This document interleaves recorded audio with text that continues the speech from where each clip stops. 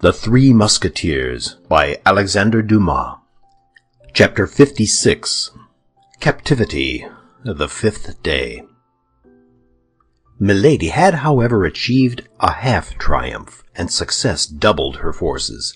It was not difficult to conquer, as she had hitherto done, men prompt to let themselves be seduced, and whom the gallant education of a court led quickly into her net.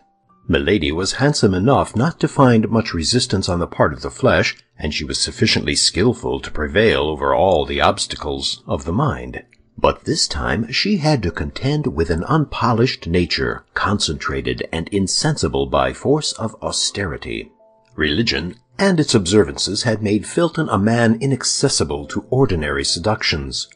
There fermented in that sublimated brain plans so vast, projects so tumultuous, that there remained no room for any capricious or material love, that sentiment which is fed by leisure and grows with corruption.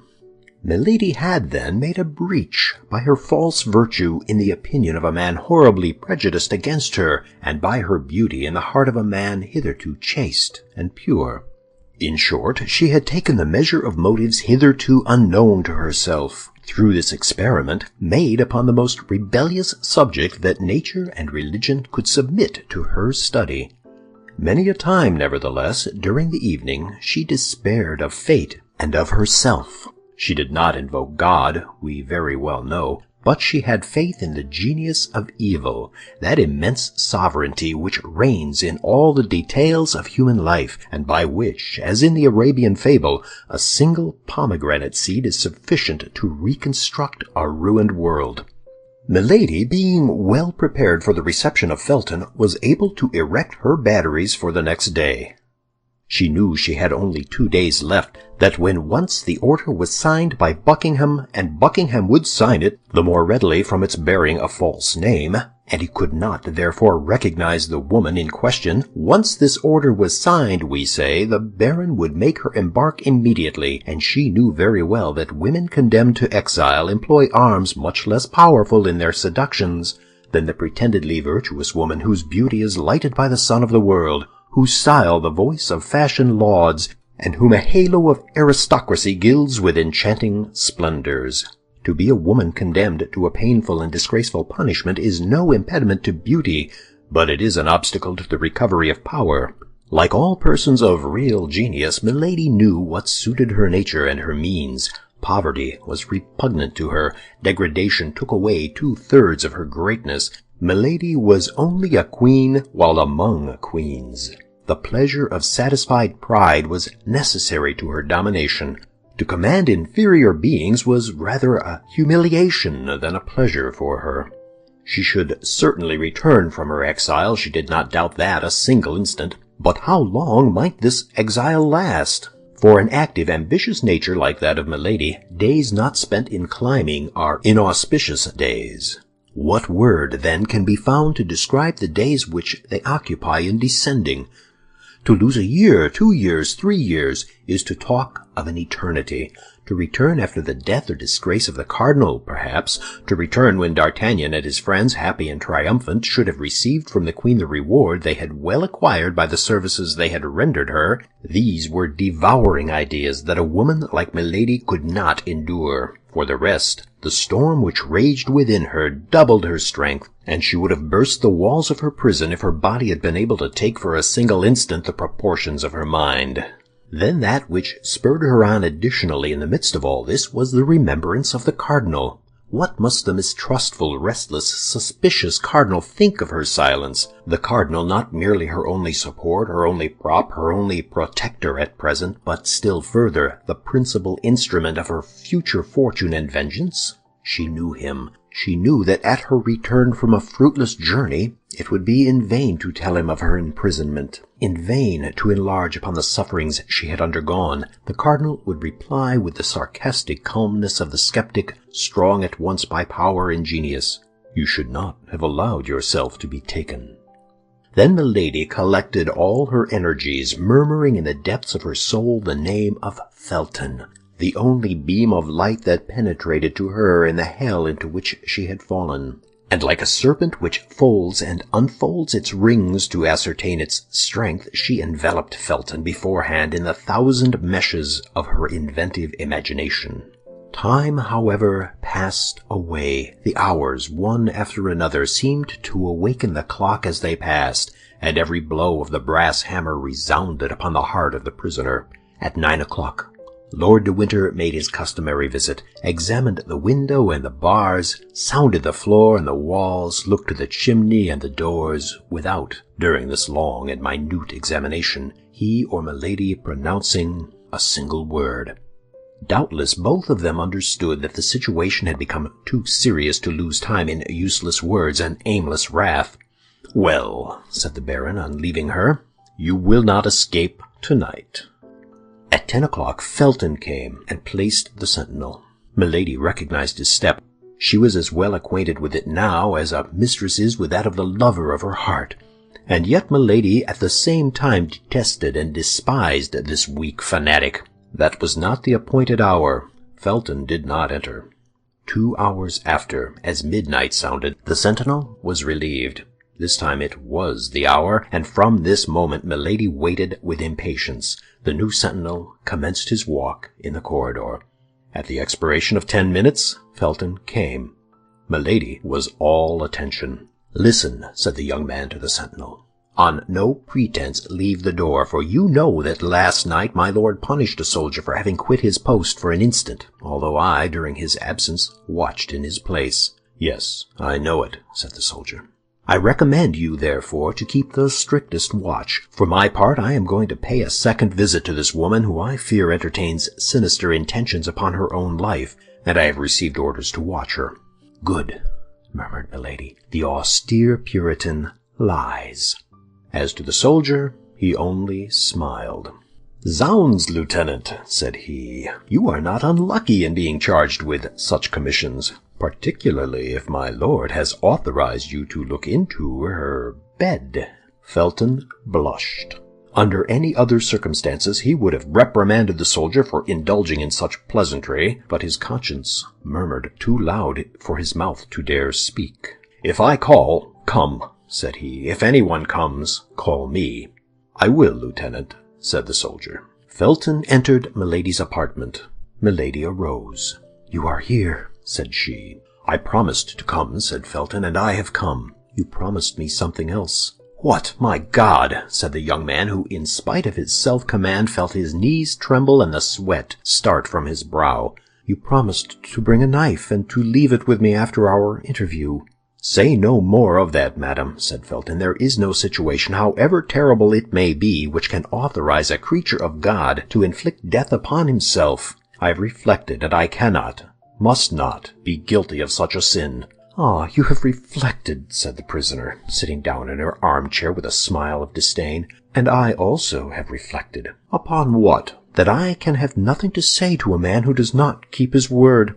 "Oh, my God!" murmured Felton. "You may retire," said Milady. "I will not talk." "Here is the knife," said Felton, drawing from his pocket the weapon which he had brought according to his promise, but which he hesitated to give to his prisoner. "Let me see it," said Milady. "For what purpose?" "Upon my honor, I will instantly return it to you. You shall place it on that table, and you may remain between it and me." Felton offered the weapon to Milady, who examined the temper of it attentively, and who tried the point on the tip of her finger. "Well," said she, returning the knife to the young officer, "this is fine and good steel. You are a faithful friend, Felton." Felton took back the weapon, and laid it upon the table as he had agreed with the prisoner. Milady followed him with her eyes, and made a gesture of satisfaction.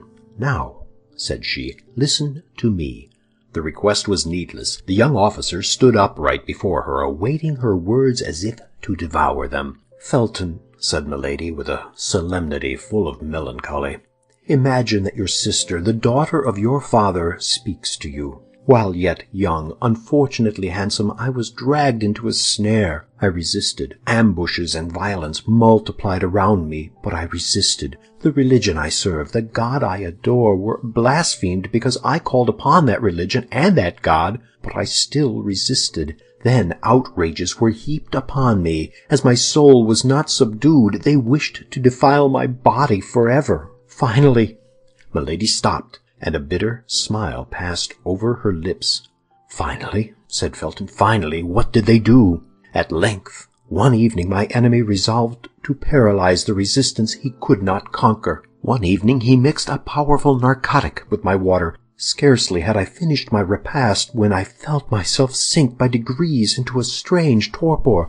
Although I was without mistrust, a vague fear seized me, and I tried to struggle against sleepiness. I arose. I wished to run to the window and call for help, but my legs refused their office. It appeared as if the ceiling sank upon my head and crushed me with its weight. I stretched out my arms. I tried to speak. I could only utter inarticulate sounds. An irresistible faintness came over me. I supported myself with a chair, feeling that I was about to fall, but this support was soon insufficient on account of my weak arms. I fell upon one knee, then upon both. I tried to pray, but my tongue was frozen. God doubtless neither heard nor saw me, and I sank upon the floor, a prey to a slumber which resembled death. Of all that passed in that sleep, or the time which glided away while it lasted, I have no remembrance. The only thing I recollect is that I awoke in bed in a round chamber, the furniture of which was sumptuous, and into which light only penetrated by an opening in the ceiling. No door gave entrance to the room. It might be called a magnificent prison. It was a long time before I was able to make out what place I was in, or to take account of the details I describe. My mind appeared to strive in vain to shake off the heavy darkness of the sleep from which I could not rouse myself. I had vague perceptions of space traversed, of the rolling of a carriage, of a horrible dream in which my strength had become exhausted. But all this was so dark and so indistinct in my mind that these events seemed to belong to another life than mine, and yet mixed with mine in fantastic duality. At times the state into which I had fallen appeared so strange that I believed myself dreaming. I arose, trembling. My clothes were near me on a chair. I neither remembered having undressed myself nor going to bed. Then, by degrees, the reality broke upon me, full of chaste terrors. I was no longer in the house where I had dwelt. As well as I could judge by the light of the sun, the day was already 2/3 gone. It was the evening before when I had fallen asleep. My sleep then must have lasted 24 hours. What had taken place during this long sleep? I dressed myself as quickly as possible. My slow and stiff motions all attested that the effects of the narcotic were not yet entirely dissipated. The chamber was evidently furnished for the reception of a woman, and the most finished coquette could not have formed a wish, but on casting her eyes about the apartment she would have found that wish accomplished. Certainly I was not the first captive that had been shut up in this splendid prison. But you may easily comprehend, Felton, that the more superb the prison, the greater was my terror. Yes, it was a prison, for I tried in vain to get out of it. I sounded all the walls in the hopes of discovering a door, but everywhere the walls returned a full and flat sound. I made the tour of the room at least 20 times in search of an outlet of some kind, but there was none. I sank, exhausted with fatigue and terror, into an armchair. Meantime, night came on rapidly, and with night my terrors increased. I did not know but I had better remain where I was seated. It appeared that I was surrounded with unknown dangers into which I was about to fall at every instant. Although I had eaten nothing since the evening before, my fears prevented my feeling hunger. No noise from without by which I could measure the time reached me. I only supposed it must be 7 or 8 o'clock in the evening, for it was in the month of October, and it was quite dark. All at once the noise of a door, turning on its hinges, made me start. A globe of fire appeared above the glazed opening of the ceiling, casting a strong light into my chamber, and I perceived with terror that a man was standing within a few paces of me. A table, with 2 covers bearing a supper already prepared, stood as if by magic in the middle of the apartment. That man was he who had pursued me during a whole year, who had vowed my dishonor, and who, by the first words that issued from his mouth, gave me to understand that he had accomplished it the preceding night. Scoundrel! murmured Felton. "Oh, yes, scoundrel!" cried Milady, seeing the interest which the young officer, whose soul seemed to hang on her lips, took in this strange recital. "Oh, yes, scoundrel! He believed, having triumphed over me in my sleep, that all was completed. He came, hoping that I would accept my shame, as my shame was consummated. He came to offer his fortune in exchange for my love. All that the heart of a woman could contain of haughty contempt and disdainful words I poured out upon this man. Doubtless he was accustomed to such reproaches, for he listened to me calm and smiling with his arms crossed over his breast. Then, when he thought I had said all, he advanced toward me. I sprang toward the table. I seized a knife. I placed it to my breast. "Take one step more," said I, "and in addition to my dishonor, you shall have my death to reproach yourself with." There was no doubt in my look, my voice, my whole person, that sincerity of gesture, of attitude, of accent which carries conviction to the most perverse minds. For he paused. "Your death?" said he. "Oh, no, you are too charming a mistress to allow me to consent to lose you thus, after I have had the happiness to possess you only a single time.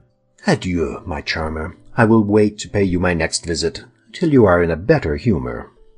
At these words he blew a whistle. The globe of fire which lighted the room reascended and disappeared. I found myself again in complete darkness.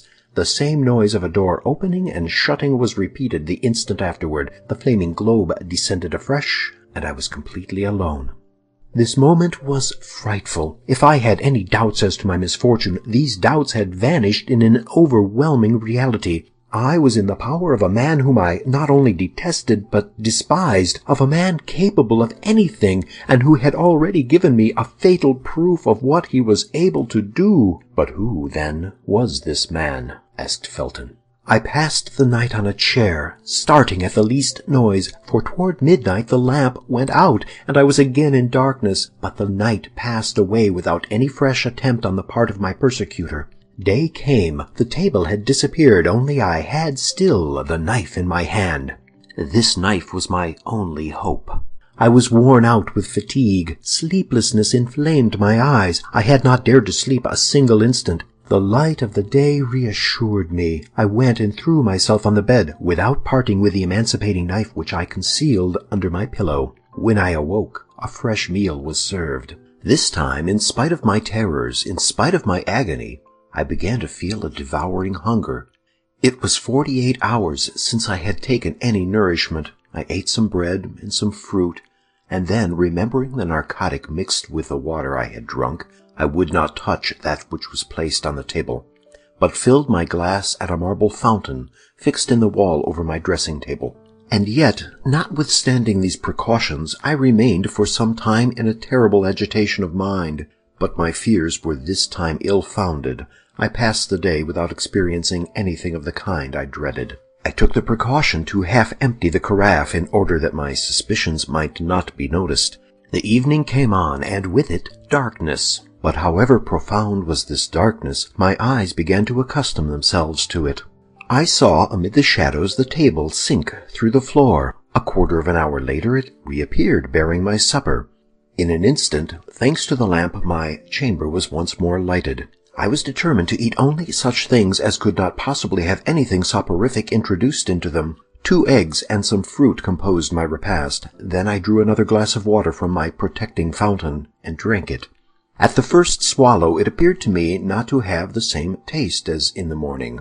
Suspicion instantly seized me. I paused, but I had already drunk half a glass. I threw the rest away with horror and waited with the dew of fear upon my brow. No doubt some invisible witness had seen me draw the water from that fountain and had taken advantage of my confidence in it, the better to assure my ruin, so coolly resolved upon, so cruelly pursued. Half an hour had not passed when the same symptoms began to appear. But as I had only drunk half a glass of water, I contended longer, and instead of falling entirely asleep, I sank into a state of drowsiness which left me a perception of what was passing around me, while depriving me of the strength to either defend myself or to fly. I dragged myself toward the bed to seek the only defense I had left, my saving knife, but I could not reach the bolster. I sank on my knees. My hands clasped round one of the bedposts. Then I felt that I was lost. Felton became frightfully pale, and a convulsive tremor crept through his whole body.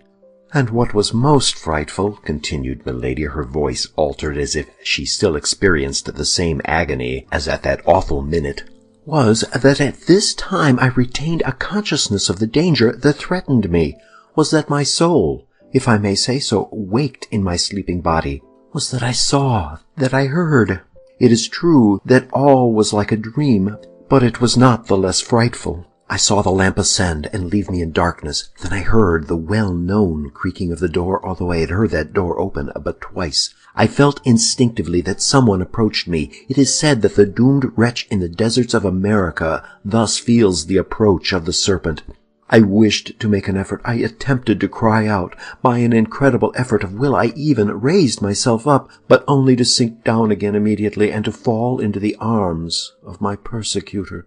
"Tell me who this man was," cried the young officer. Milady saw at a single glance all the painful feelings she inspired in Felton by dwelling on every detail of her recital, but she could not spare him a single pang. The more profoundly she wounded his heart, the more certainly he would avenge her. She continued then, as if she had not heard his exclamation, or as if she thought the moment was not yet come to reply to it.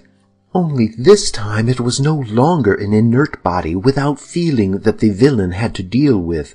I have told you that without being able to regain the complete exercise of my faculties, I retained the sense of my danger. I struggled, then, with all my strength, and doubtless opposed, weak as I was, a long resistance, for I heard him cry out, 'These miserable Puritans!' I knew very well that they tired out their executioners, but I did not believe them so strong against their lovers. Alas, that this desperate resistance could not last long. I felt my strength fail, and this time it was not my sleep that enabled the coward to prevail, but my swoon." Felton listened without uttering any word or sound except an inward expression of agony. The sweat streamed down his marble forehead, and his hand under his coat tore his breast. My first impulse, on coming to myself, was to feel under my pillow for the knife I had not been able to reach. It had not been useful for defense. It might at least serve for expiation. But on taking this knife, Felton, a terrible idea occurred to me. I have sworn to tell you all, and I will tell you all. I have promised you the truth. I will tell it, were it to destroy me." "The idea came into your mind to avenge yourself on this man, did it not?" cried Felton. "Yes," said Milady. "The idea was not that of a Christian I knew, but without doubt that eternal enemy of our souls, that lion roaring constantly around us, breathed it into my mind. In short, what shall I say to you, Felton?" continued Milady in the tone of a woman accusing herself of a crime. "This idea occurred to me, and it did not leave me. It is of this homicidal thought that I now bear the punishment." "Continue, continue," said Felton. "I am eager to see you attain your vengeance." "Oh, I resolved that it should take place as soon as possible. I had no doubt he would return the following night. During the day I had nothing to fear. When the hour of breakfast came, therefore, I did not hesitate to eat and drink. I had determined to make believe sup, but to eat nothing. I was forced, then, to combat the fast of the evening with the nourishment of the morning. Only I concealed a glass of water, which remained after my breakfast, thirst having been the chief of my sufferings when I remained 48 hours without eating or drinking. The day passed away without having any other influence on me than to strengthen the resolution I had formed, only I took care that my face should not betray the thoughts of my heart, for I had no doubt I was watched. Several times even I felt a smile on my lips. Felton, I dare not tell you at what idea I smiled. You would hold me in horror." Go on," said Felton. "You see plainly that I listen, and I am anxious to know the end." Evening came. The ordinary events took place. During the darkness as before, my supper was brought. Then the lamp was lighted, and I sat down to table. I only ate some fruit. I pretended to pour out water from the jug, but I only drank that which I had saved in my glass. The substitution was made so carefully that my spies, if I had any, could have no suspicion of it. After supper, I exhibited the same marks of languor as on the preceding evening, but this time, as I yielded to fatigue, or as if I had become familiarized with danger, I dragged myself toward my bed, let my robe fall, and lay down.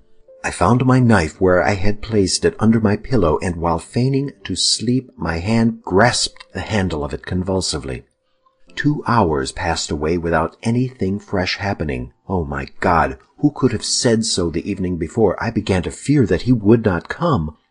At length I saw the lamp rise softly and disappear in the depths of the ceiling. My chamber was filled with darkness and obscurity, but I made a strong effort to penetrate this darkness and obscurity.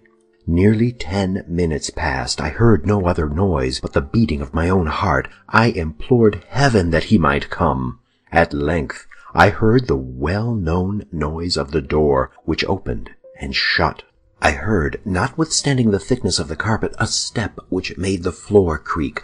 I saw, notwithstanding the darkness, a shadow which approached my bed. "Haste, haste," said Felton. "Do you not see that each of your words burns me like molten lead?" "Then," continued Milady, "then I collected all my strength. I recalled to my mind that the moment of vengeance, or rather of justice, had struck. I looked upon myself as another Judith. I gathered myself up, my knife in my hand, and when I saw him near me, stretching out his arms to find his victim, then, with the last cry of agony and despair, I struck him in the middle of his breast." The miserable villain! He had foreseen all. His breast was covered with a coat of mail. The knife was bent against it. "Ah, ah!" cried he, seizing my arm and wresting from me the weapon that had so badly served me. "You want to take my life, do you, my pretty Puritan? But that's more than dislike, that's ingratitude. Come, come, calm yourself, my sweet girl. I thought you had softened. I am not one of those tyrants who detain women by force. You don't love me. With my usual fatuity I doubted it. Now I am convinced. Tomorrow you shall be free." I had but one wish. That was that he should kill me. "Beware," said I, "for my liberty is your dishonor."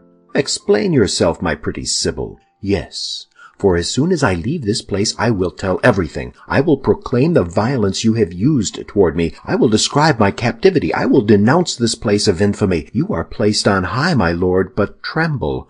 Above you there is the king. Above the king there is God." However perfect master he was over himself, my persecutor allowed a movement of anger to escape him.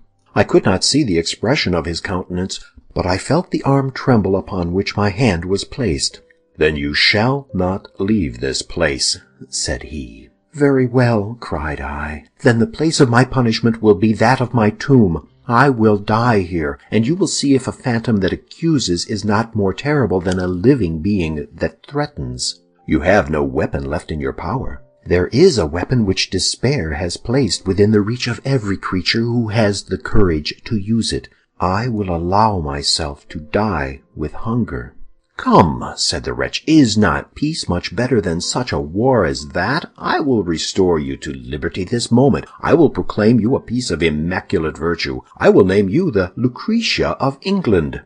And I will say that you are the Sextus. I will denounce you before men as I have denounced you before God. And if it be necessary that, like Lucretia, I should sign my accusation with my blood, I will sign it." "Ah," said my enemy in a jeering tone, "that's quite another thing. My faith, everything considered, you are very well off here. You shall want for nothing, and if you let yourself die of hunger, that will be your own fault." At these words he retired. I heard the door open and shut, and I remained overwhelmed, less, I confess it, by my grief than by the mortification of not having avenged myself. He kept his word. All the day, all the next night passed away without my seeing him again, but I also kept my word with him, and I neither ate nor drank. I was, as I told him, resolved to die of hunger. I passed the day and the night in prayer, for I hoped that God would pardon me my suicide. The second night the door opened. I was lying on the floor, for my strength began to abandon me. At the noise, I raised myself up on one hand. "Well," said a voice which vibrated in too terrible a manner in my ear not to be recognized. "Well, are we softened a little? Will we not pay for our liberty with a single promise of silence? Come, I am a good sort of prince," added he, "and although I like not Puritans, I do them justice. And it is the same with Puritanesses, when they are pretty. Come, take a little oath for me on the cross. I won't ask anything more of you."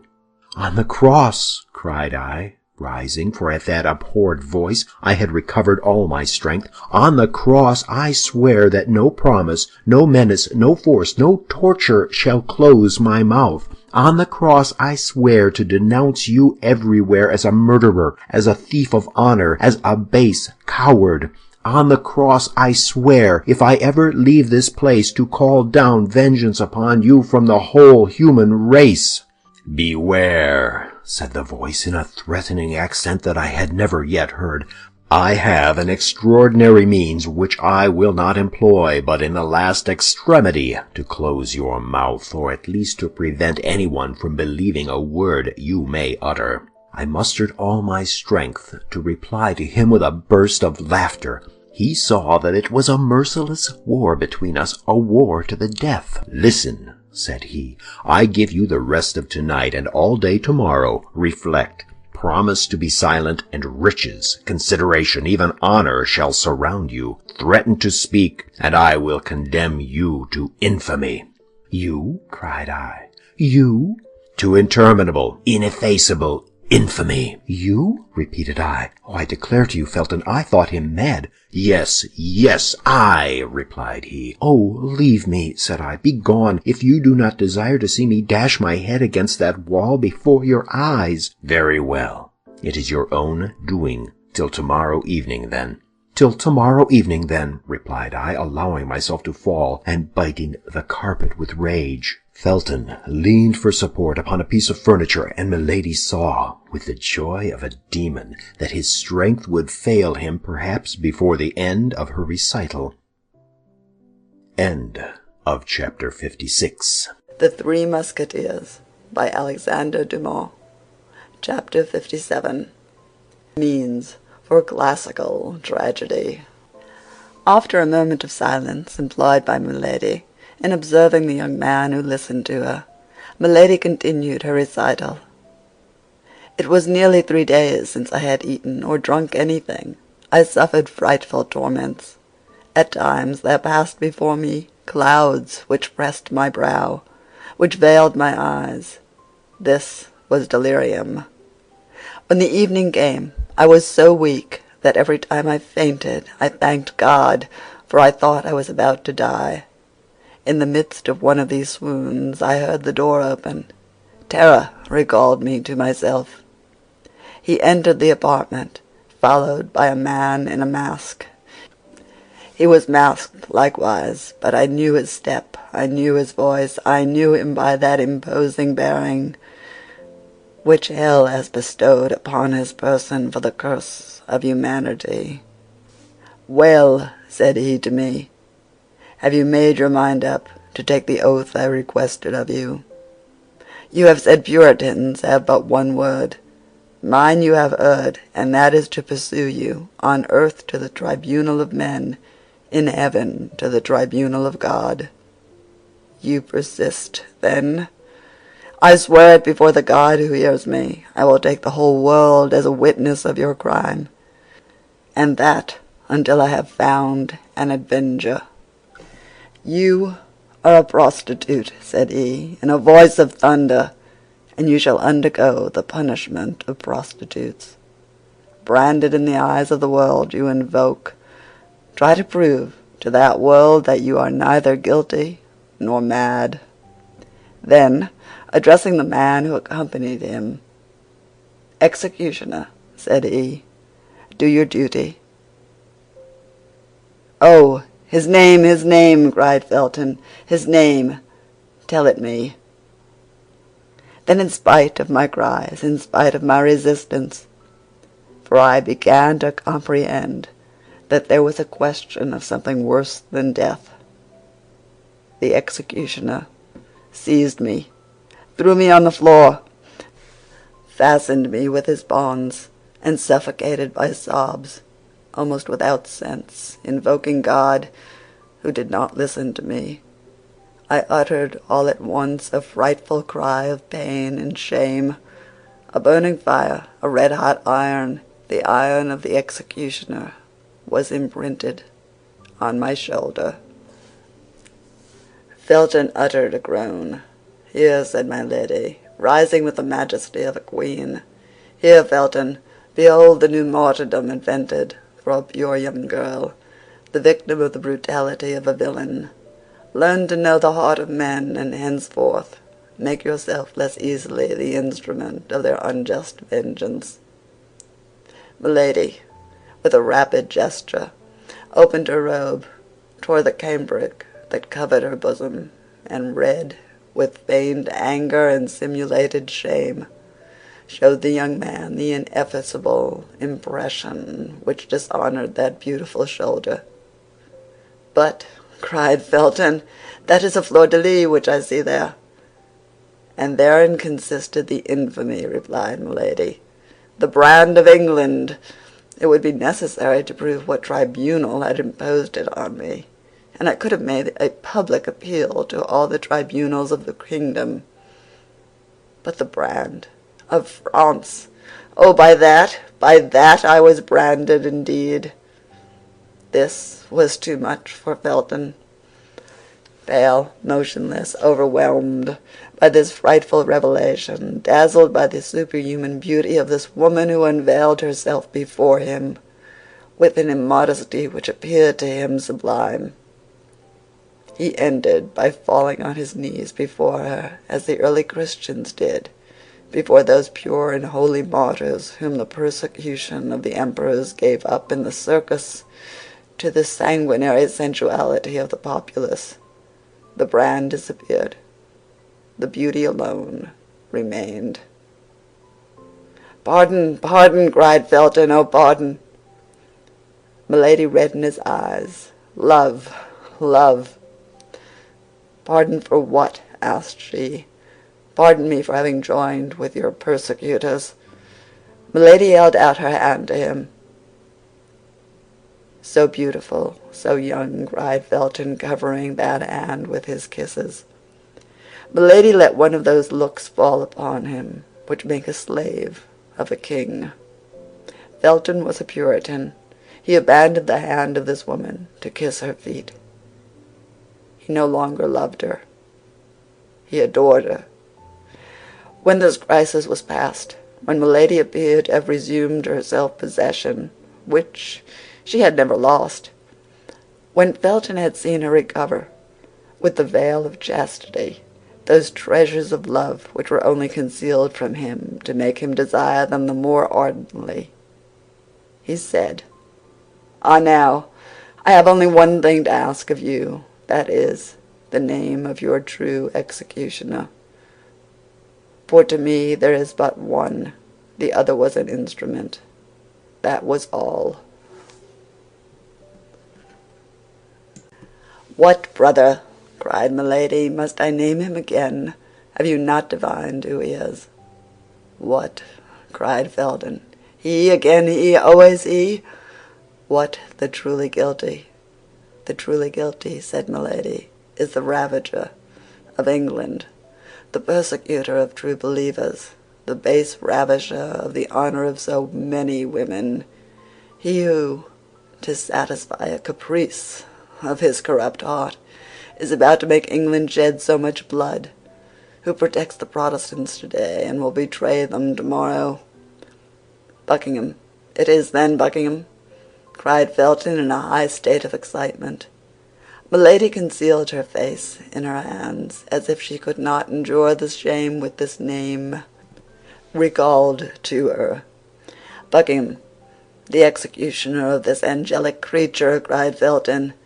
"And thou hast not hurled thy thunder at him, my God, and thou hast left him noble, honored, powerful, for the ruin of us all. God abandons him who abandons himself," said Milady. "But he will draw upon his head "The punishment reserved for the damned," said Felton, with increasing exultation. "He wills that human vengeance should precede celestial justice. Men fear him and spare him." "I," said Felton, "I do not fear him, nor will I spare him." The soul of Milady was bathed in an infernal joy. "But how can Lord de Winter, my protector, my father," asked Felton, "possibly be mixed up with all this?" "Listen, Felton," resumed Milady, "for by the side of base and contemptible men there are often found great and generous natures. I had an affianced husband, a man whom I loved, and who loved me. A heart like yours, Felton, a man like you. I went to him, I told him all. He knew me, that man did, and did not doubt an instant. He was a nobleman, a man equal to Buckingham in every respect. He said nothing, he only girded on his sword, wrapped himself in his cloak, and went straight to Buckingham Palace." "Yes, yes," said Felton, "I understand how he would act. But with such men it is not the sword that should be employed. It is the poniard.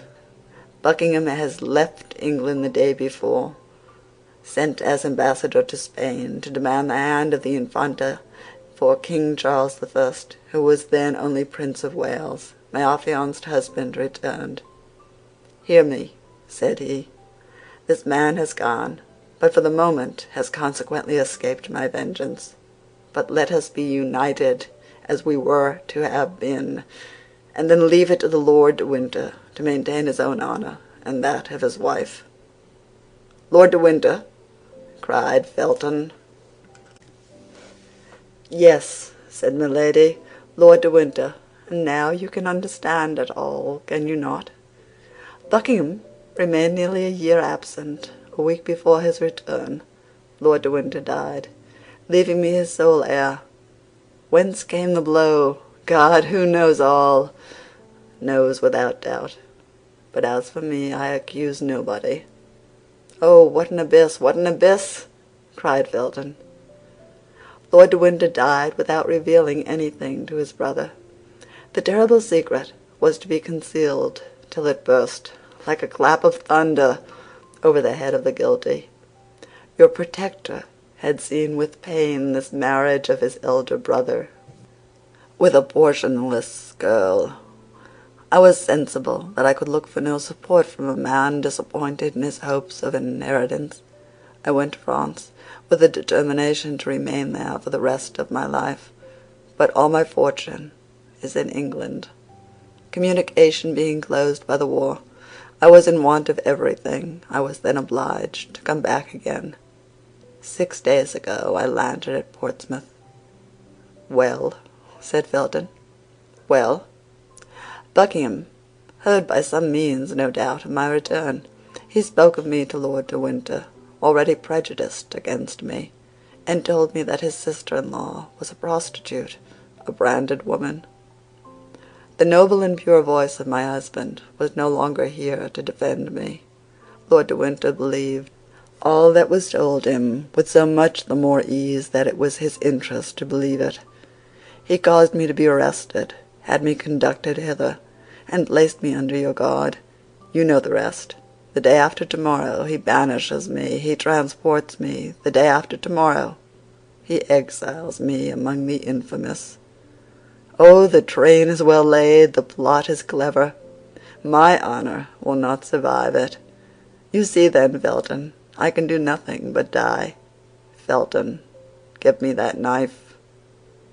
And at these words, as if all her strength was exhausted, Milady sank, weak and languishing, into the arms of the young officer, who, intoxicated with love, anger, and voluptuous sensations hitherto unknown, received her with transport, pressed her against his heart, all trembling at the breath from that charming mouth, bewildered by the contact with that palpitating bosom.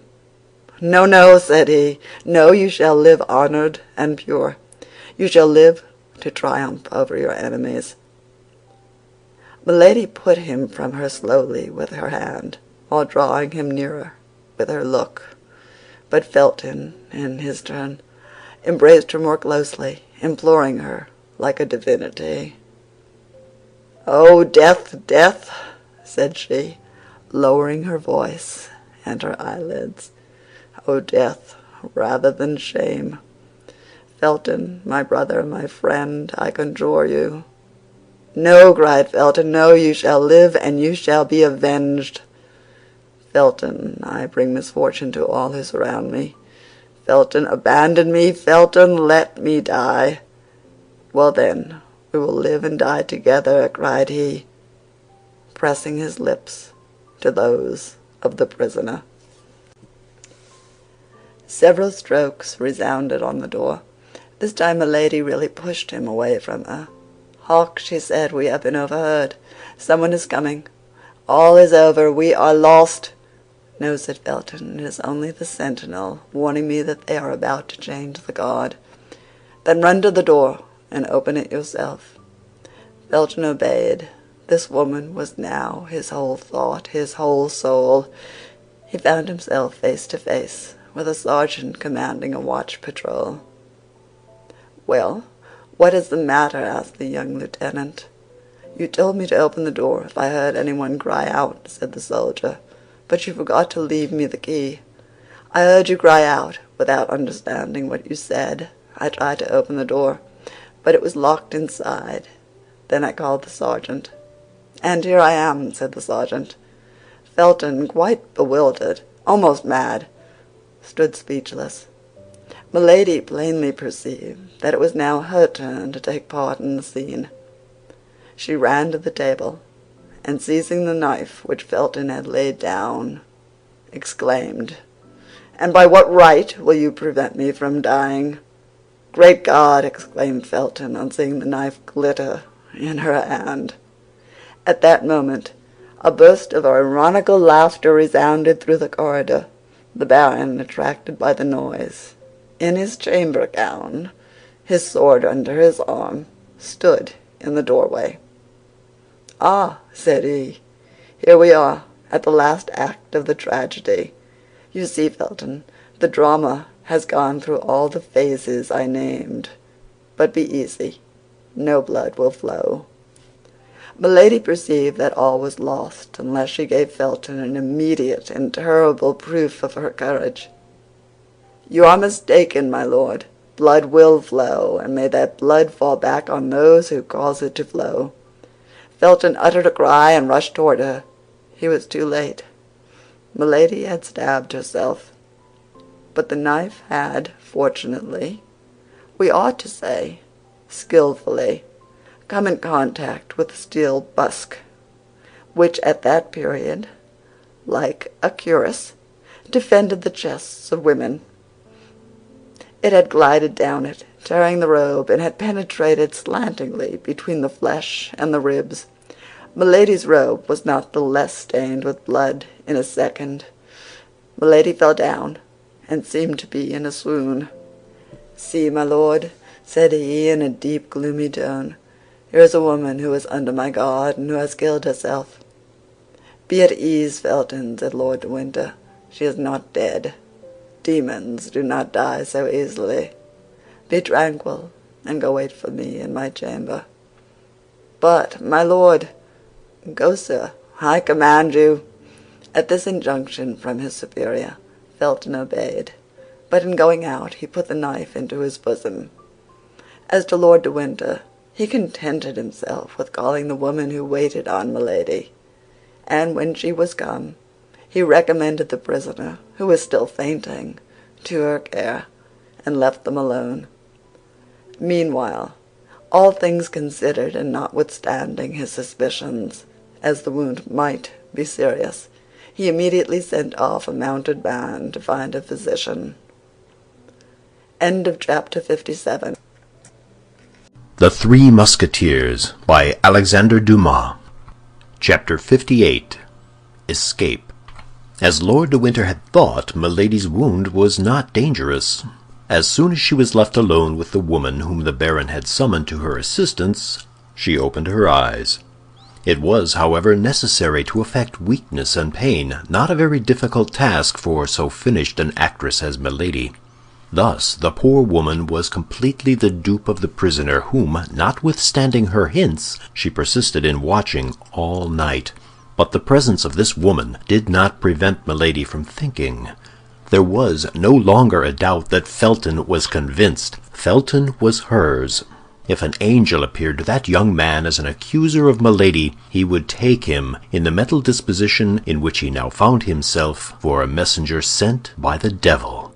Milady smiled at this thought, for Felton was now her only hope, her only means of safety. But Lord de Winter might suspect him. Felton himself might now be watched. Toward 4 o'clock in the morning the doctor arrived. But since the time Milady stabbed herself, however short, the wound had closed. The doctor could therefore measure neither the direction nor the depth of it. He only satisfied himself by Milady's pulse that the case was not serious. In the morning, Milady, under the pretext that she had not slept well in the night and wanted rest, sent away the woman who attended her. She had one hope, which was that Felton would appear at the breakfast hour. But Felton did not come. Were her fears realized? Was Felton, suspected by the Baron, about to fail her at the decisive moment? She had only 1 day left. Lord de Winter had announced her embarkation for the 23rd, and it was now the morning of the 22nd. Nevertheless, she still waited patiently till the hour for dinner. Although she had eaten nothing in the morning, the dinner was brought in at its usual time. Milady then perceived with terror that the uniform of the soldiers who guarded her was changed. Then she ventured to ask what had become of Felton. She was told that he had left the castle an hour before on horseback. She inquired if the Baron was still at the castle. The soldier replied that he was, and that he had given orders to be informed if the prisoner wished to speak to him. Milady replied that she was too weak at present, and that her only desire was to be left alone. The soldier went out, leaving the dinner served. Felton was sent away. The marines were removed. Felton was then mistrusted. This was the last blow to the prisoner. Left alone, she arose. The bed, which she had kept from prudence and that they might believe her seriously wounded, burned her like a bed of fire. She cast a glance at the door. The Baron had had a plank nailed over the grating. He no doubt feared that by this opening she might still, by some diabolical means, corrupt her guards.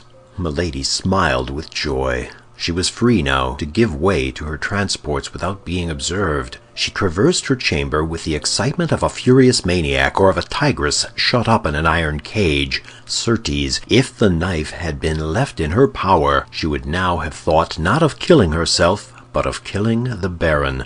At 6 o'clock Lord de Winter came in. He was armed at all points. This man, in whom Milady till that time had only seen a very simple gentleman, had become an admirable jailer. He appeared to foresee all, to divine all, to anticipate all. A single look at Milady apprised him of all that was passing in her mind. "Aye," said he, "I see, but you shall not kill me today. You have no longer a weapon, and besides, I am on my guard. You had begun to pervert my poor Felton. He was yielding to your infernal influence, but I will save him. He will never see you again. All is over. Get your clothes together. Tomorrow you will go. I had fixed the embarkation for the 24th, but I have reflected that the more promptly the affair takes place, the more sure it will be. Tomorrow, by 12 o'clock, I shall have the order for your exile, signed Buckingham. If you speak a single word to anyone before going aboard my ship, my sergeant will blow your brains out. He has orders to do so. If when on the ship you speak a single word to anyone before the captain permits you, the captain will have you thrown into the sea. That is agreed upon. Au revoir, then. That is all I have to say today. Tomorrow I will see you again to take my leave." With these words the Baron went out. Milady had listened to all this menacing tirade with a smile of disdain on her lips, but rage in her heart. Supper was served. Milady felt that she stood in need of all her strength. She did not know what might take place during this night which approached so menacingly, for large masses of cloud rolled over the face of the sky, and distant lightning announced a storm. The storm broke about 10 o'clock. Milady felt a consolation in seeing nature partake of the disorder of her heart. The thunder growled in the air like the passion and anger in her thoughts. It appeared to her that the blast, as it swept along, disheveled her brow, as it bowed the branches of the trees and bore away their leaves. She howled as the hurricane howled, and her voice was lost in the great voice of nature, which also seemed to groan with despair. All at once she heard a tap at her window, and by the help of a flash of lightning she saw the face of a man appear behind the bars. She ran to the window and opened it. "Felton!" cried she, "I am saved!" "Yes," said Felton, "but silence, silence! I must have time to file through these bars. Only take care that I am not seen through the wicket." "Oh, it is a proof that the Lord is on our side, Felton," replied Milady. "They have closed up the grating with a board." "That is well. God has made them senseless," said Felton. "But what must I do?" asked Milady. "Nothing, nothing, only shut the window, go to bed, or at least lie down in your clothes. As soon as I have done, I will knock on one of the panes of glass. But will you be able to follow me?" "Oh, yes." "Your wound?" "Gives me pain, but will not prevent my walking." "Be ready, then, at the first signal." Milady shut the window, extinguished the lamp, and went, as Felton had desired her, to lie down on the bed. Amid the moaning of the storm she heard the grinding of the file upon the bars, and by the light of every flash she perceived the shadow of Felton through the panes. She passed an hour without breathing, panting, with a cold sweat upon her brow, and her heart oppressed by frightful agony at every movement she heard in the corridor. These are hours which last a year. At the expiration of an hour, Felton tapped again. Milady sprang out of bed and opened the window. 2 bars removed formed an opening for a man to pass through. "Are you ready?" asked Felton. "Yes." "Must I take anything with me?" "Money, if you have any." "Yes, fortunately they have left me all I had." "So much the better, for I have expended all mine in chartering a vessel." "Here," said Milady, placing a bag full of louis in Felton's hands. Felton took the bag and threw it to the foot of the wall. "Now," said he, "will you come?" "I am ready." Milady mounted upon a chair and passed the upper part of her body through the window. She saw the young officer suspended over the abyss by a ladder of ropes. For the first time an emotion of terror reminded her that she was a woman. The dark space frightened her. "I expected this," said Felton. "It's nothing, it's nothing," said Milady. "I will descend with my eyes shut." "Have you confidence in me?" said Felton. "You ask that?" "Put your 2 hands together. Cross them. That's right." Felton tied her 2 wrists together with his handkerchief, and then with a cord over the handkerchief. "What are you doing?" asked Milady with surprise. "Pass your arms around my neck and fear nothing." "But I shall make you lose your balance, and we shall both be dashed to pieces." "Don't be afraid. I am a sailor." Not a second was to be lost. Milady passed her 2 arms round Felton's neck and let herself slip out of the window. Felton began to descend the ladder slowly, step by step. Despite the weight of 2 bodies, the blast of the hurricane shook them in the air. All at once Felton stopped. "What is the matter?" asked Milady. "Silence," said Felton. "I hear footsteps." "We are discovered." There was a silence of several seconds. "No," said Felton, "it is nothing." "But what then is the noise?" "That of the patrol going their rounds." "Where is their road?" "Just under us." "They will discover us." "No, if it does not lighten." "But they will run against the bottom of the ladder." "Fortunately, it is too short by 6 feet." "Here they are. My God!" "Silence!" Both remained suspended, motionless and breathless, within 20 paces of the ground, while the patrol passed beneath them, laughing and talking. This was a terrible moment for the fugitives. The patrol passed. The noise of their retreating footsteps and the murmur of their voices soon died away. "Now," said Felton, "we are safe." Milady breathed a deep sigh and fainted. Felton continued to descend. Near the bottom of the ladder, when he found no more support for his feet, he clung with his hands. At length, arrived at the last step, he let himself hang by the strength of his wrists and touched the ground. He stooped down, picked up the bag of money, and placed it between his teeth. Then he took Milady in his arms and set off briskly in the direction opposite to that which the patrol had taken. He soon left the pathway of the patrol, descended across the rocks, and when arrived at the edge of the sea, whistled. A similar signal replied to him, and 5 minutes after a boat appeared, rowed by 4 men. The boat approached as near as it could to the shore, but there was not depth enough of water for it to touch land. Felton walked into the sea up to his middle, being unwilling to trust his precious burden to anybody.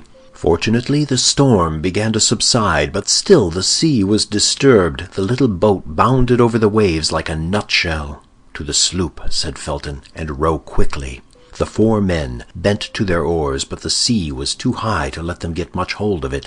However, they left the castle behind. That was the principal thing. The night was extremely dark. It was almost impossible to see the shore from the boat. They would therefore be less likely to see the boat from the shore. A black point floated on the sea. That was the sloop. While the boat was advancing with all the speed its 4 rowers could give it, Felton untied the cord and then the handkerchief which bound Milady's hands together. When her hands were loosed, he took some sea water and sprinkled it over her face. Milady breathed a sigh and opened her eyes. "Where am I?" said she. "Saved," replied the young officer. "Oh, saved! Saved!" cried she. "Yes, there is the sky, here is the sea, the air I breathe is the air of liberty. Ah, thanks, Felton, thanks!" The young man pressed her to his heart. "But what is the matter with my hands?" asked Milady. "It seems as if my wrists had been crushed in a vice." Milady held out her arms. Her wrists were bruised. "Alas," said Felton, looking at those beautiful hands and shaking his head sorrowfully. "Oh, it's nothing, nothing," cried Milady. "I remember now." Milady looked around her as if in search of something. "It is there," said Felton, touching the bag of money with his foot. They drew near to the sloop. A sailor on watch hailed the boat. The boat replied. "What vessel is that?" asked Milady. "The one I have hired for you." "Where will it take me?" "Where you please, after you have put me on shore at Portsmouth." "What are you going to do at Portsmouth?" asked Milady. "Accomplish the orders of Lord de Winter," said Felton with a gloomy smile. "What orders?" asked Milady. "You do not understand?" asked Felton. "No, explain yourself, I beg." "As he mistrusted me, he determined to guard you himself, and sent me in his place to get Buckingham to sign the order for your transportation." "But if he mistrusted you, how could he confide such an order to you?" "How could I know what I was the bearer of?" "That's true. And you are going to Portsmouth?" "I have no time to lose. Tomorrow is the 23rd, and Buckingham sets sail tomorrow with his fleet." "He sets sail tomorrow? Wherefore?" "For La Rochelle." "He need not sail," cried Milady, forgetting her usual presence of mind. "Be satisfied," replied Felton, "he will not sail." Milady started with joy. She could read to the depths of the heart of this young man. The death of Buckingham was written there at full length. "Felton," cried she, "you are as great as Judas Maccabeus. If you die, I will die with you. That is all I can say to you." "Silence!" cried Felton. "We are here."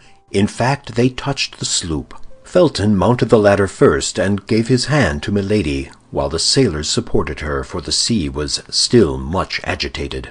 An instant after, they were on the deck. "Captain," said Felton, "this is the person of whom I spoke to you, and whom you must convey safe and sound to France." "For 1,000 pistoles," said the captain. "I have paid you 500 of them." "That's correct," said the captain. "And here are the other 500," replied Milady, placing her hand upon the bag of gold.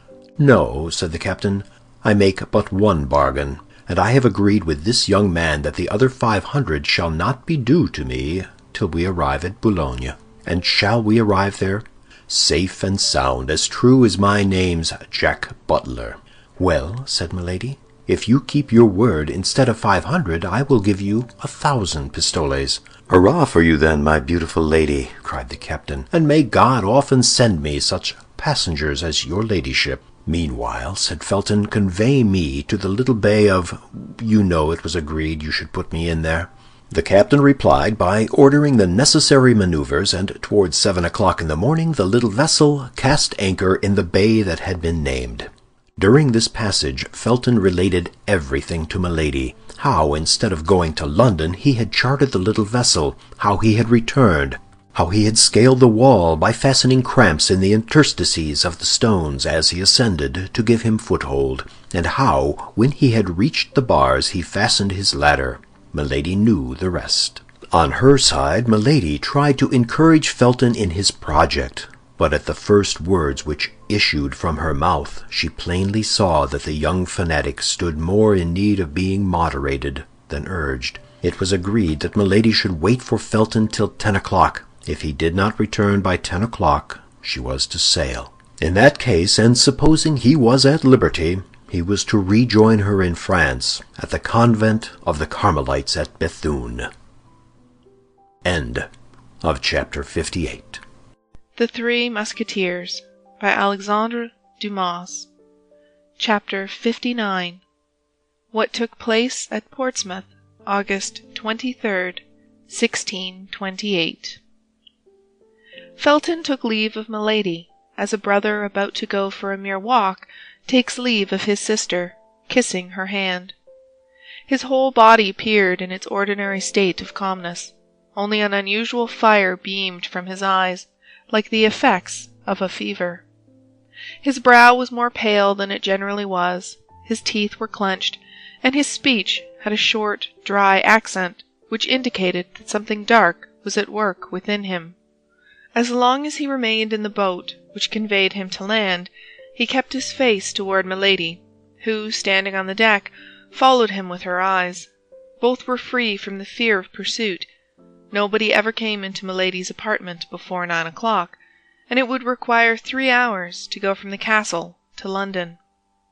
Felton jumped on shore, climbed the little ascent which led to the top of the cliff, saluted Milady a last time, and took his course toward the city. At the end of 100 paces, the ground began to decline, and he could only see the mast of the sloop. He immediately ran in the direction of Portsmouth, which he saw at nearly half a league before him, standing out in the haze of the morning, with its houses and towers. Beyond Portsmouth, the sea was covered with vessels whose masts, like a forest of poplars despoiled by the winter, bent with each breath of the wind. Felton, in his rapid walk, reviewed in his mind all the accusations against the favorite of James I and Charles I, furnished by 2 years of premature meditation and a long sojourn among the Puritans. When he compared the public crimes of this minister, startling crimes, European crimes, if so we may say, with the private and unknown crimes with which Milady had charged him, Felton found that the more culpable of the 2 men, which formed the character of Buckingham, was the one of whom the public knew not the life.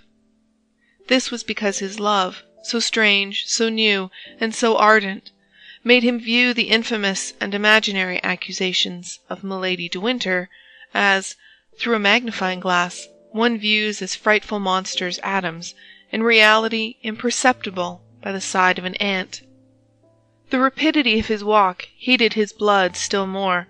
The idea that he left behind him, exposed to a frightful vengeance, the woman he loved, or rather whom he adored as a saint, the emotion he had experienced, present fatigue, altogether exalted his mind above human feeling. He entered Portsmouth about 8 o'clock in the morning. The whole population was on foot. Drums were beating in the streets, and in the port, the troops about to embark were marching toward the sea. Felton arrived at the palace of the Admiralty, covered with dust and streaming with perspiration. His countenance, usually so pale, was purple with heat and passion. The sentinel wanted to repulse him, but Felton called to the officer of the post, and drawing from his pocket the letter of which he was the bearer, he said, "A pressing message from Lord de Winter." At the name of Lord de Winter, who was known to be one of his Grace's most intimate friends, the officer of the post gave orders to let Felton pass, who, besides, wore the uniform of a naval officer. Felton darted into the palace. At the moment he entered the vestibule, another man was entering likewise, dusty, out of breath, leaving at the gate a post-horse, which, on reaching the palace, tumbled on his foreknees. Felton and he addressed Patrick, the Duke's confidential lackey, at the same moment. Felton named Lord de Winter. The unknown would not name anybody, and pretended that it was to the Duke alone he would make himself known. Each was anxious to gain admission before the other. Patrick, who knew that Lord de Winter was in affairs of the service, and in relations of friendship with the duke, gave the preference to the one who came in his name. The other was forced to wait, and it was easily to be seen how he cursed the delay. The valet led Felton through a large hall in which waited the deputies from La Rochelle, headed by the Prince de Soubise, and introduced him into a closet where Buckingham, just out of the bath, was finishing his toilette, upon which, as at all times, he bestowed extraordinary attention. "Lieutenant Felton, from Lord de Winter," said Patrick. "From Lord de Winter," repeated Buckingham. "Let him come in." Felton entered. At that moment Buckingham was throwing upon a couch a rich toilette robe worked with gold, in order to put on a blue velvet doublet embroidered with pearls. "Why didn't the Baron come himself?" demanded Buckingham. "I expected him this morning." "He desired me to tell your Grace," replied Felton, "that he very much regretted not having that honor, but that he was prevented by the guard he is obliged to keep at the castle." "Yes, I know that," said Buckingham. "He has a prisoner." "It is of that prisoner that I wish to speak to your Grace," replied Felton. "Well, then, speak." "That which I have to say of her can only be heard by yourself, my lord." "Leave us, Patrick," said Buckingham, "but remain within sound of the bell. I shall call you presently." Patrick went out. "We are alone, sir," said Buckingham. "Speak." "My lord," said Felton, "the Baron de Winter wrote to you the other day to request you to sign an order of embarkation relative to a young woman named Charlotte Backson." "Yes, sir, and I answered him to bring or send me that order, and I would sign it." "Here it is, my lord." "Give it to me," said the duke. And taking it from Felton, he cast a rapid glance over the paper, and perceiving that it was the one that had been mentioned to him, he placed it on the table, took a pen, and prepared to sign it. "Pardon, my lord," said Felton, stopping the duke, "but does your Grace know that the name of Charlotte Backson is not the true name of this young woman?" "Yes, sir, I know it," replied the duke, dipping the quill in the ink. "Then your Grace knows her real name?" asked Felton in a sharp tone. "I know it." And the duke put the quill to the paper. Felton grew pale. "And knowing that real name, my lord," replied Felton, "will you sign it all the same?" "Doubtless," said Buckingham, "and rather twice than once." "I cannot believe," continued Felton, in a voice that became more sharp and rough, "that your Grace knows that it is to Milady de Winter this relates." "I know it perfectly, although I am astonished that you know it." "And will your Grace sign that order without remorse?" Buckingham looked at the young man haughtily. "Do you know, sir, that you are asking me very strange questions, and that I am very foolish to answer them?" "Reply to them, my lord," said Felton. "The circumstances are more serious than you perhaps believe." Buckingham reflected that the young man, coming from Lord de Winter, undoubtedly spoke in his name, and softened. "Without remorse," said he. "The Baron knows, as well as myself, that Milady de Winter is a very guilty woman, and it is treating her very favorably to commute her punishment to transportation." The duke put his pen to the paper. "You will not sign that order, my lord," said Felton, making a step toward the duke. "I will not sign this order. And why not?" "Because you will look into yourself, and you will do justice to the lady." "I should do her justice by sending her to Tyburn," said Buckingham. "This lady is infamous." "My lord, Milady de Winter is an angel. You know that she is, and I demand her liberty of you." "Bah! Are you mad, to talk to me thus?" said Buckingham. "My lord, excuse me. I speak as I can. I restrain myself. But, my lord, think of what you are about to do, and beware of going too far." "What do you say? God pardon me!" cried Buckingham. "I really think he threatens me." "No, my lord, I still plead, and I say to you, one drop of water suffices to make the full vase overflow. One slight fault may draw down punishment upon the head spared, despite many crimes." "Mr. Felton," said Buckingham, "you will withdraw and place yourself at once under arrest." "You will hear me to the end, my lord. You have seduced this young girl, You have outraged, defiled her. Repair your crimes toward her. Let her go free, and I will exact nothing else from you." "You will exact!"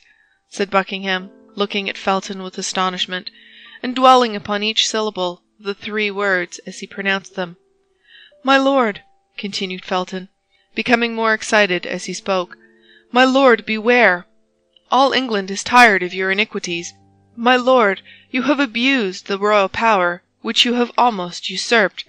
My lord, you are held in horror by God and men. God will punish you hereafter, but I will punish you here."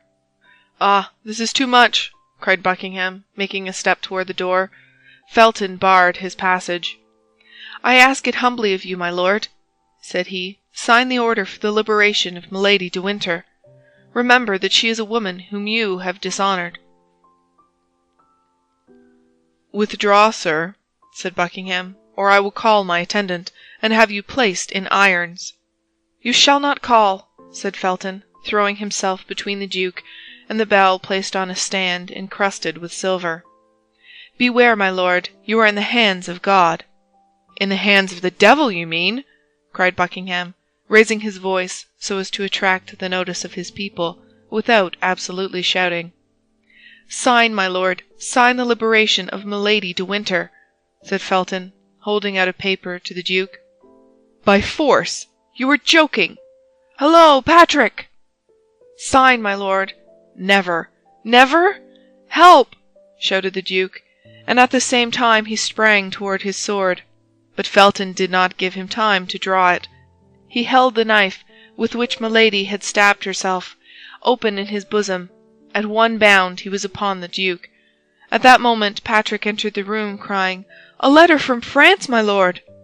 "From France!" cried Buckingham, forgetting everything and thinking from whom that letter came. Felton took advantage of this moment, and plunged the knife into his side, up to the handle. "Ah, traitor!" cried Buckingham. "You have killed me!" "Murder!" screamed Patrick. Felton cast his eyes round for means of escape, and seeing the door free, he rushed into the next chamber, in which, as we have said, the deputies from La Rochelle were waiting, crossed it as quickly as possible, and rushed towards the staircase. But upon the first step he met Lord de Winter, who, seeing him pale, confused, livid, and stained with blood, both on his hands and face, seized him by the throat, crying, "I knew it! I guessed it! But too late by a minute! Unfortunate, unfortunate that I am!" Felton made no resistance.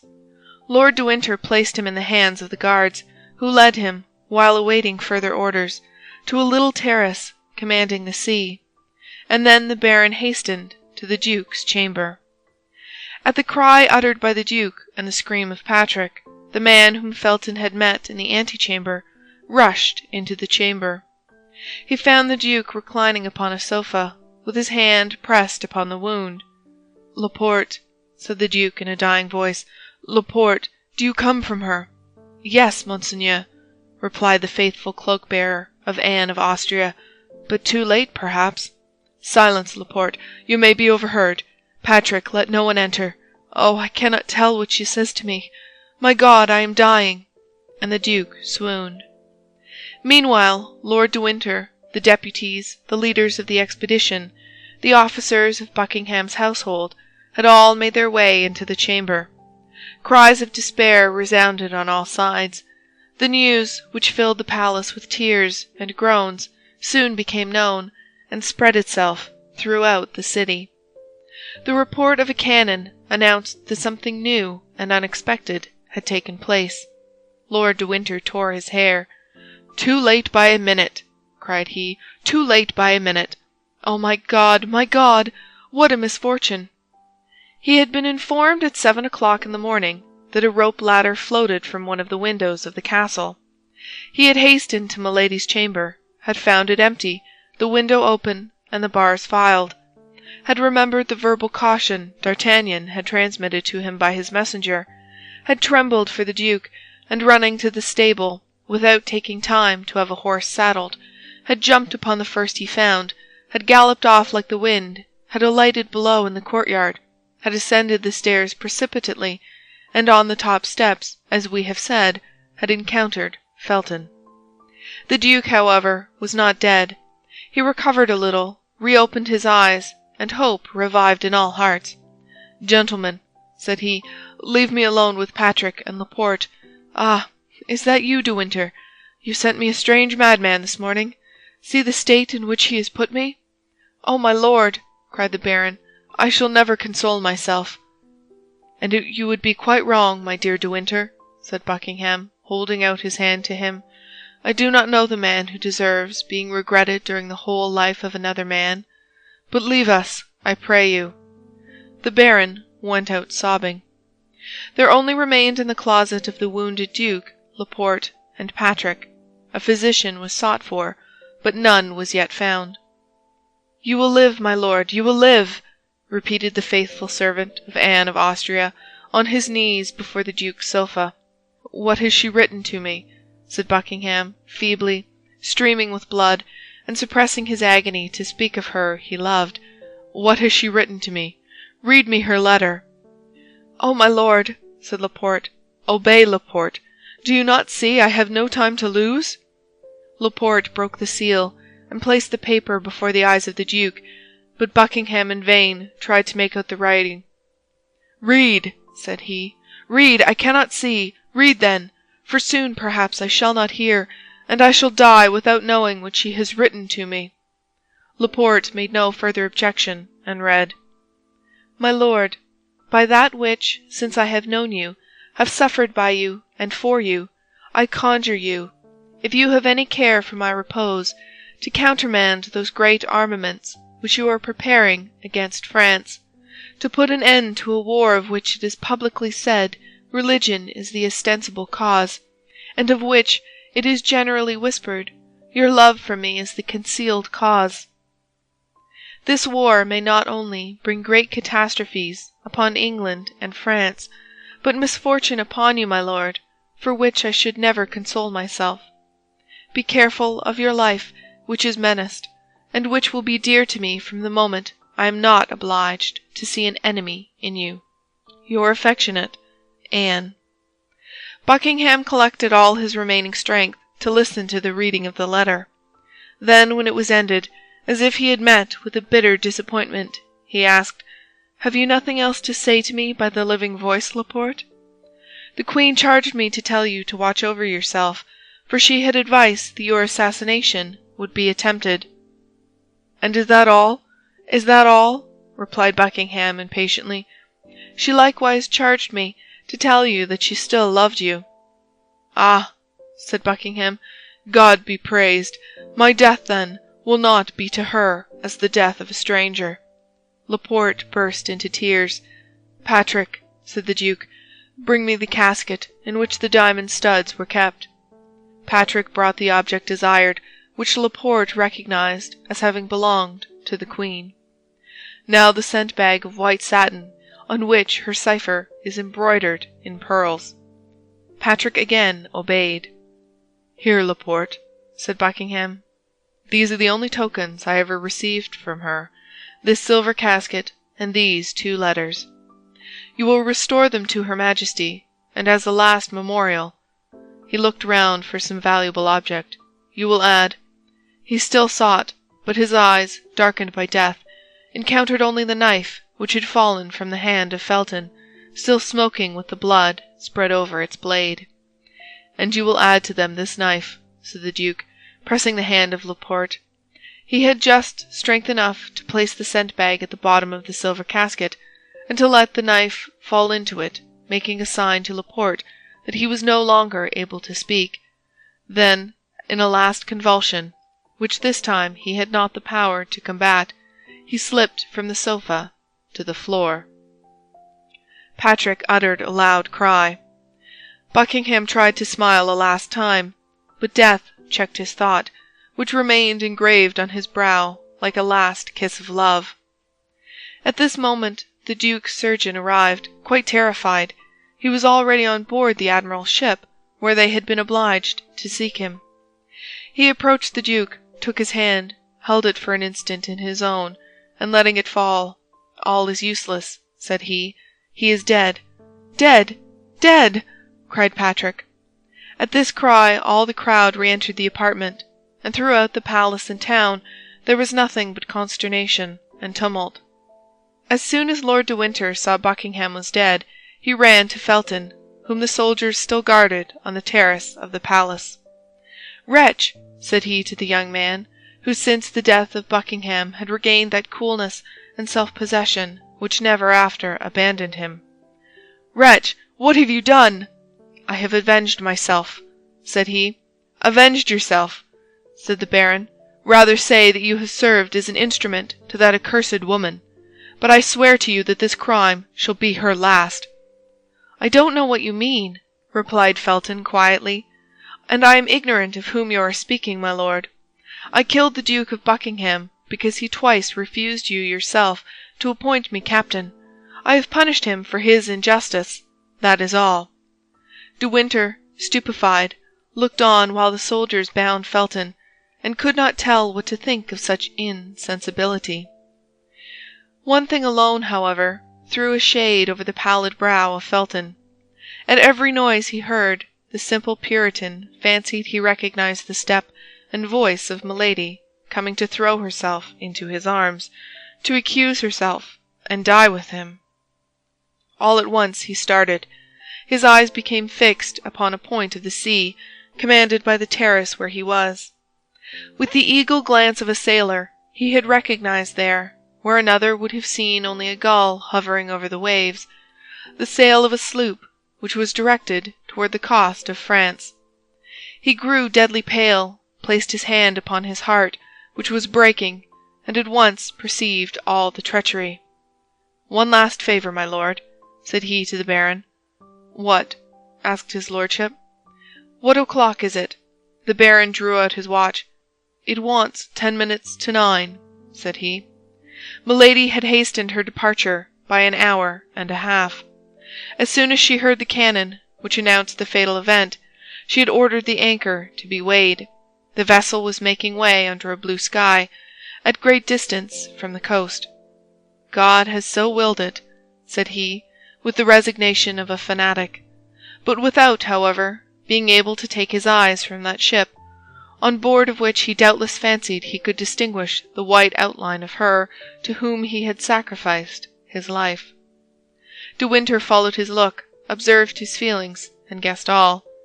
"Be punished alone, for the first, miserable man," said Lord de Winter to Felton, who was being dragged away with his eyes turned toward the sea. "But I swear to you by the memory of my brother, whom I have loved so much, that your accomplice is not saved." Felton lowered his head without pronouncing a syllable. As to Lord de Winter, he descended the stairs rapidly, and went straight to the port. End of chapter 59. The Three Musketeers, by Alexandre Dumas. Chapter 60. In France. The first fear of the King of England, Charles I, on learning of the death of the Duke, was that such terrible news might discourage the Rochellais. He tried, says Richelieu in his memoirs, to conceal it from them as long as possible, closing all the ports of his kingdom, and carefully keeping watch that no vessel should sail until the army which Buckingham was getting together had gone, taking upon himself, in default of Buckingham, to superintend the departure. He carried the strictness of this order so far as to detain in England the ambassadors of Denmark, who had taken their leave, and the regular ambassador of Holland, who was to take back to the port of Flushing the Indian merchantmen of which Charles I had made restitution to the United Provinces. But as he did not think of giving this order till 5 hours after the event, that is to say, till 2 o'clock in the afternoon, 2 vessels had already left the port, the one bearing, as we know, Milady, who, already anticipating the event, was further confirmed in that belief by seeing the black flag flying at the masthead of the admiral's ship. As to the second vessel, we will tell hereafter whom it carried, and how it set sail. During this time nothing new occurred in the camp at La Rochelle, only the king, who was bored as always, but perhaps a little more so in camp than elsewhere, resolved to go incognito and spend the festival of St. Louis at Saint-Germain, and asked the cardinal to order him an escort of only 20 musketeers. The cardinal, who sometimes became wary of the king, granted this leave of absence with great pleasure to his royal lieutenant, who promised to return about the 15th of September. Monsieur de Tréville, being informed of this by his Eminence, packed his portmanteau, and as without knowing the cause, he knew the great desire and even imperative need which his friends had of returning to Paris, it goes without saying that he fixed upon them to form part of the escort. The 4 young men heard the news a quarter of an hour after Monsieur de Tréville, for they were the first to whom he communicated it. It was then that D'Artagnan appreciated the favor the cardinal had conferred upon him in making him at last enter the Musketeers, for without that circumstance he would have been forced to remain in the camp while his companions left it. It goes without saying that this impatience to return toward Paris had for a cause the danger which Madame Bonacieux would run of meeting at the convent of Bethune with Milady, her mortal enemy.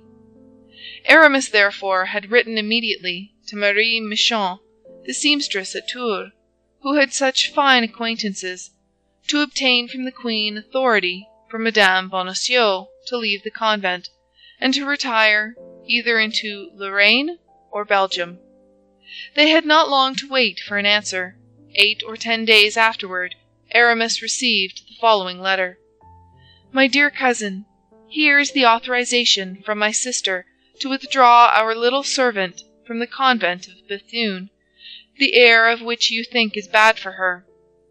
My sister sends you this authorization with great pleasure, for she is very partial to the little girl, to whom she intends to be more serviceable hereafter. I salute you, Marie Michon. To this letter was added an order, conceived in these terms. At the Louvre, August 10th, 1628.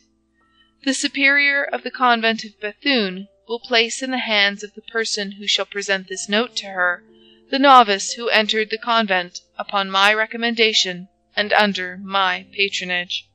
Anne. It may be easily imagined how the relationship between Aramis and a seamstress who called the queen her sister amused the young men.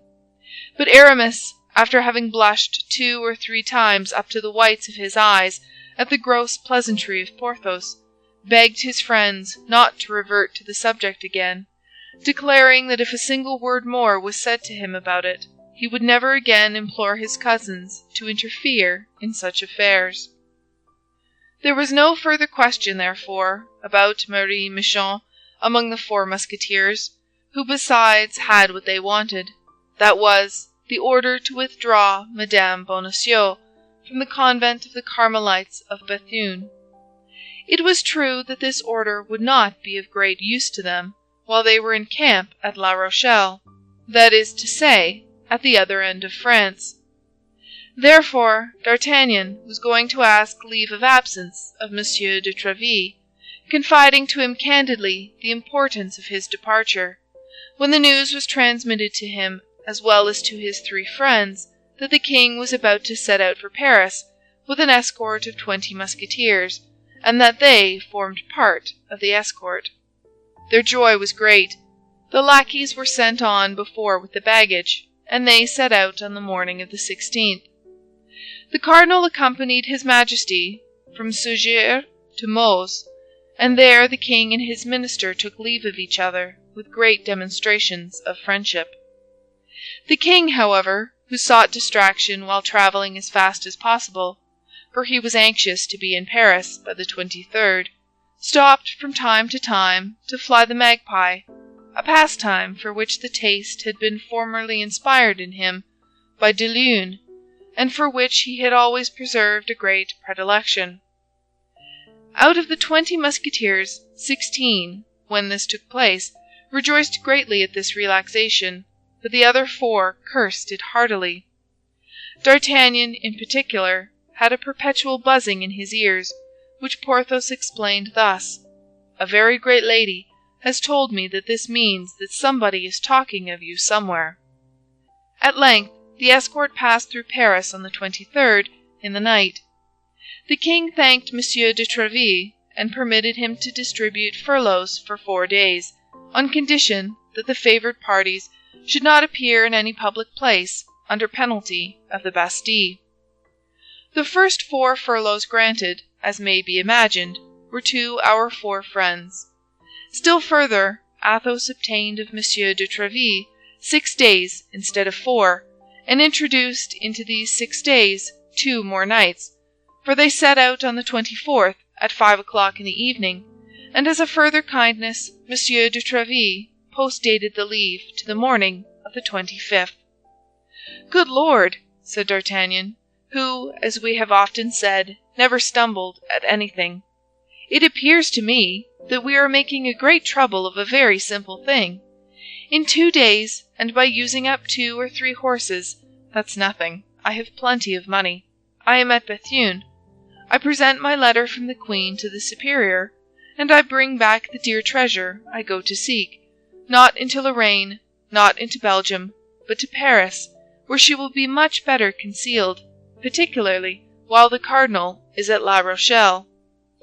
Well, once returned from the country, half by the protection of her cousin, half through what we have personally done for her, we shall obtain from the Queen what we desired. Remain, then, where you are, and do not exhaust yourselves with useless fatigue. Myself and Planchet are all that such a simple expedition requires." To this Athos replied quietly, "We also have money left, for I have not yet drunk all my share of the diamond, and Porthos and Aramis have not eaten all theirs. We can therefore use up 4 horses as well as 1. But consider, D'Artagnan," added he, in a tone so solemn that it made the young man shudder, "consider that Bethune is a city where the cardinal has given rendezvous to a woman who, wherever she goes, brings misery with her. If you had only to deal with 4 men, D'Artagnan, I would allow you to go alone. You have to deal with that woman. We 4 will go, and I hope to God that with our 4 lackeys we may be in sufficient number." "You terrify me, Athos!" cried D'Artagnan. "My God, what do you fear?" "Everything," replied Athos.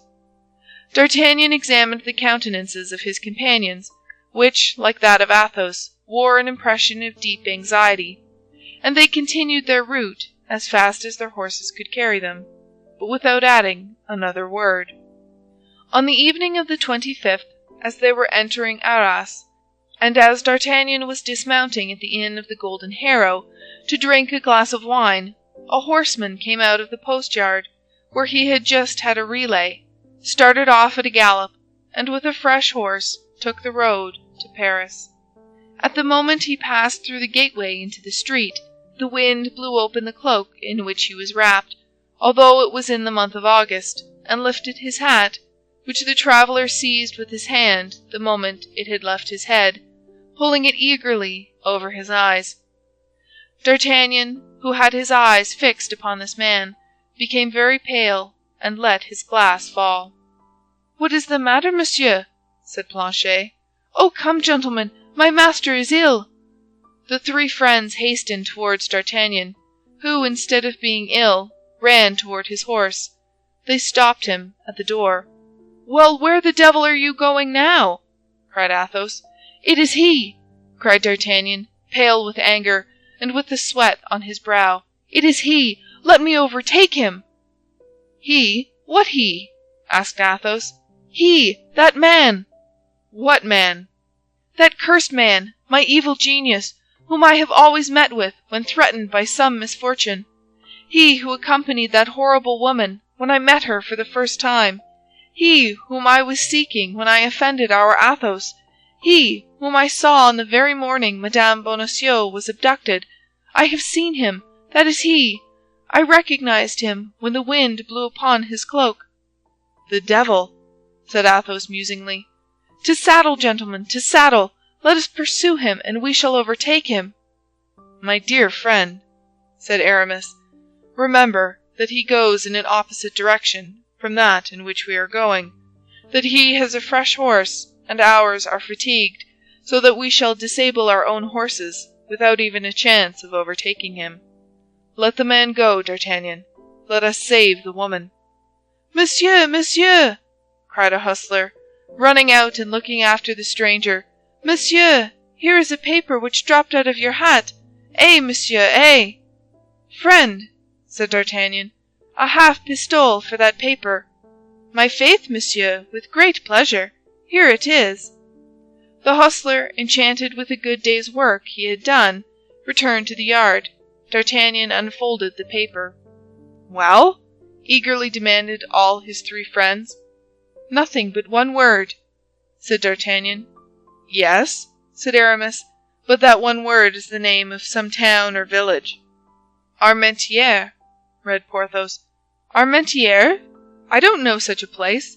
And that name of a town or village is written in her hand," cried Athos. Come on," said D'Artagnan. "Let us keep that paper carefully. Perhaps I have not thrown away my half-pistole. To horse, my friends, to horse!" And the four friends flew at a gallop along the road to Bethune. End of chapter 60.